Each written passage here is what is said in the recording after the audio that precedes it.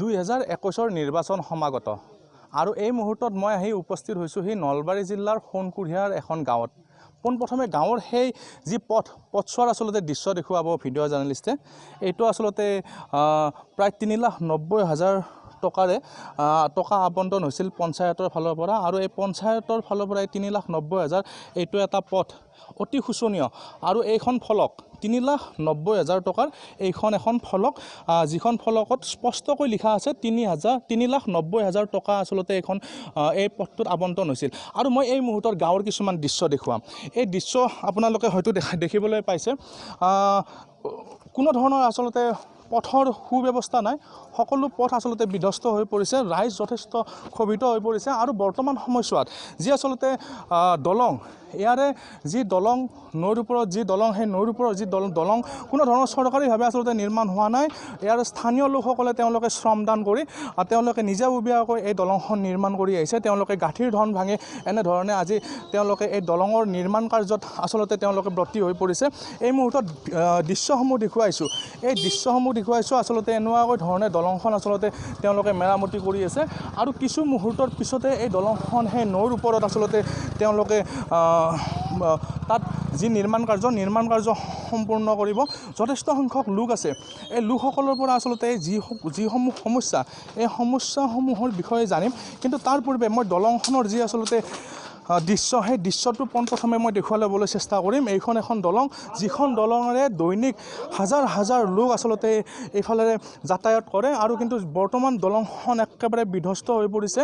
কিন্তু তাৰ পিছতো স্থানীয় বিধায়কগৰাকীয়ে কোনো ধৰণৰ আচলতে তেওঁলোকৰ কাষ চপা নাই, কোনো ধৰণৰ তেওঁলোকৰ আচলতে উৎসাহ যোগাবলৈ বা তেওঁলোকৰ যি নিৰ্মাণ কাৰ্য কেতিয়া নিৰ্মাণ কৰিব বা কেনেধৰণে কাম কাজ কৰিব তেনেধৰণৰ কোনো ধৰণৰ আচলতে সকাহ দিবলৈ এইখন গাঁৱত আজিলৈকে উপস্থিত হোৱা নাই। কিন্তু 5টা বছৰ আচলতে উকলি যোৱাৰ পিছতো কাম কাজ হোৱা দেখিবলৈ পোৱা নগ'ল। দাদা, আপোনাৰ ওচৰলৈ আহিছোঁ পোনপ্ৰথমে, কি ক'ব? আচলতে 5টা বছৰ উকলি গ'ল কিন্তু কোনো ধৰণৰ কাম কাজ নহ'ল। কি বুলি ক'ম এতিয়া? ধৰক এইখন আমাৰ নলবাৰী সমষ্টিৰ সোণকুঢ়িয়া গাঁও, ঘগ্ৰাবাৰ উন্নয়ন খণ্ডৰ অধীনত। গতিকে আজি 5টা বছৰ এতিয়া পাৰ হৈ যাওঁ অৱস্থা। এইখন কিন্তু গড়কাপ্তানি পথ, আমি জনামতে গড়কাপ্তানি পথ। এই পথছোৱাৰ যিটো দুৰৱস্থা, সেই দুৰৱস্থা আমি দিনক দিনে আমি এনেকুৱাকৈ অতীতৰ পৰা ভোগ কৰি আহি আছোঁ। বাৰিষা বৰষুণত স্কুলৰ ল'ৰা ছোৱালীবিলাক স্কুলত যাব নোৱাৰে, সৰ্বসাধাৰণ ৰাইজে আমি সেই ৰাস্তাইদি অহা যোৱা কৰাটো আমাৰ কাৰণে অসম্ভৱ। বেমাৰী কঢ়িওৱাৰ কাৰণে 108 এম্বুলেঞ্চ গাড়ী এখন ইয়াত সোমাব নোৱাৰে। ৰাস্তাত নাই মাটি, কালভাৰ দলঙৰ অৱস্থা শোচনীয়। আমি প্ৰত্যেক বছৰেই ৰাইজে একত্ৰিত হৈ আমি এই অঞ্চলৰ প্ৰত্যেক মানুহৰ ঘৰে ঘৰে সোমাই বাঁহ গছ এইবিলাক আমি কালেকশ্যন কৰোঁ আৰু সেই বস্তুখিনি দি আমি ইয়াতে দলং নিৰ্মাণ কৰোঁ ৰাইজে। আৰু এই ধৰণেই দলং নিৰ্মাণ কৰি আমি অহা যোৱাৰ এটা পথ আমি ইয়াত সুচল কৰি আমি চলি আছোঁ।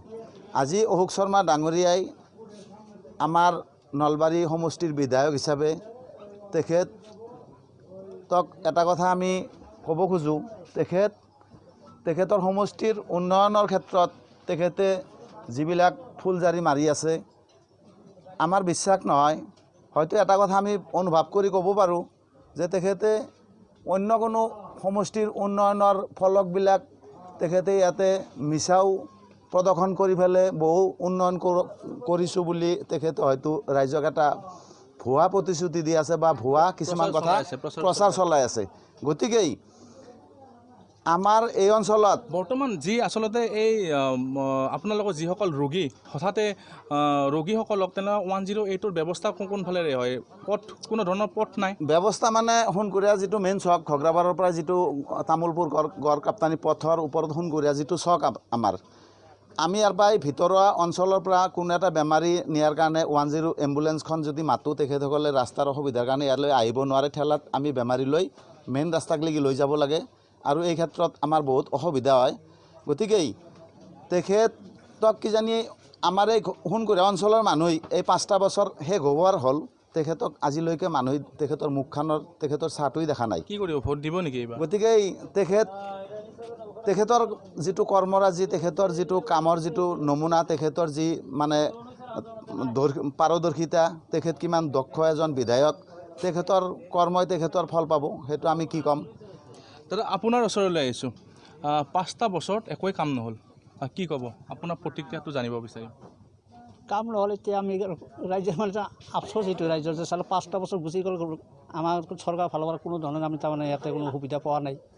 কাৰণ আমাৰ এই ৰাস্তাটো আগতে কৈ যোৱা মানুহজন ঠিক কৈছে যে এইটো হ'ল আপোনাৰ গোৱালপাৰাৰ পৰা দমদম মেইন ঘাইপথ, এই পথে ইয়াতে নোনা নদী আছে। কিমানমান লোক আচলতে যাতায়াত কৰে ইয়াতে মানে অগণন, ইয়াতে হিচাপ নোহোৱা তাৰমানে এইটো মেইন ৰাস্তা আপোনাৰ। এইটো কি নদী? এইটো হ'ল নোনা নদী। নোনা নৈৰ ওপৰৰ এখন দলং। দলং ভাঙি আছে। এইটো মানে কি হৈছে আৰু আমাৰ নদীৰ সিপাৰে এইটো খুবনিচি গাঁও, তাতে 3টা আপোনালোকে আবেদন কৰে নে কেতিয়াবা? আপোনালোকে আবেদন বহুতবাৰ কৰা গৈছে। কি কয় তেখেতসকলে? কোনো মাথাত নাই সিহঁতৰ, দিম বুলি কাম একো একো কৰা নাই, কোনো ধৰণৰ কাম কৰা নাই। আৰু ৰাস্তা ঘাট এইবিলাক ৰাস্তা ঘাটত আমি তেনেকৈ ৰাইজে চলাই আছোঁ, এনেকৈ চলি আছোঁ কষ্টৰ মাজেদি। হয়, পুনৰবাৰ দেখুৱাবলৈ চেষ্টা কৰিম যে আচলতে এই যিখন দলংখন পুনৰবাৰ দেখুৱাবলৈ চেষ্টা কৰিম। আজি এনেধৰণে যিসকল স্থানীয় লোকসকলে তেওঁলোকৰ গাঁঠিৰ ধন ভাঙি এনেধৰণে শ্ৰমদান কৰা পৰিলক্ষিত হৈছে, কিন্তু চৰকাৰীভাৱে কোনো ধৰণৰ সহায় সাহায্য ইয়াতে দেখিবলৈ পোৱা নাই। বিগত সময়ছোৱাত 5টা বছৰ উকলি গ'ল, কিন্তু চৰকাৰখনৰ কোনো এটা প্ৰতিনিধি আচলতে ইয়াতে অহা পৰিলক্ষিত নহ'ল। আৰু এই সন্দৰ্ভত এটাই কথা ক'ম যে নলবাৰী জিলাৰ এনেকুৱা বিভিন্ন স্থান আছে যিবোৰ স্থান এই মুহূৰ্ততো কোনো ধৰণৰ উন্নতি হোৱা বুলি এই মুহূৰ্তত ক'ব নোৱাৰি।